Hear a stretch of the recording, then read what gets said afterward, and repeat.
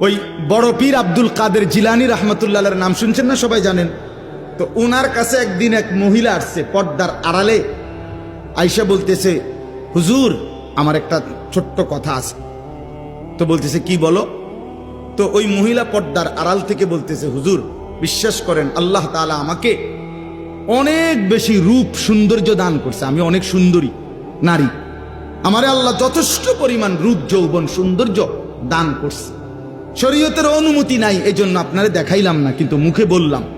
কিন্তু হুজুর আমি আসছি একটা তদবিরের জন্য। কি তদবির?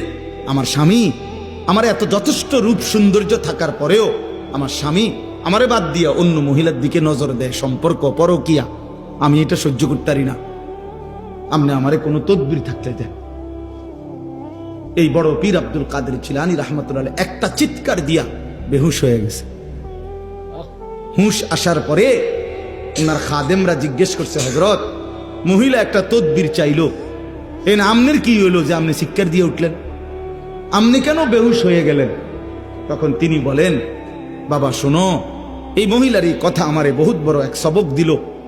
এই মহিলার কথার থেকে আমি বুঝলাম, হ্যাঁ এক সাধারণ মহিলা তার স্বামীর মধ্যে আরেকজন শরীক সহ্য করতে পারে না, আমার আল্লাহ এত বড় কায়নাত দিয়ে তার সাথে কেউ শরীক করলে তিনি কেমনে সহ্য করবে? বুঝেন নাই কথাটা? এত কিছু দিয়া আল্লাহ আমারে পাইলা, যদি আমি সেই আল্লাহর সাথে শরীক করি আল্লাহ কেমনে সহ্য করবে? আমি এই বেডির কথা থেকে এটা বুঝছি। হ্যাঁ, কারে বাদ দিলেন ভাই? সারাদিনে আল্লাহর নামটা মুখ দিয়ে বাইর হয় না, কত বড় নিকৃষ্ট মুসলমান। সারাটা দিনে 24টা ঘন্টার মধ্যে আল্লাহকে একটা সেজদা দিতে মন চায় না, কত বড় গাদ্দার এটা, কত বড় নিকৃষ্ট এটা, কত বড় অসভ্য।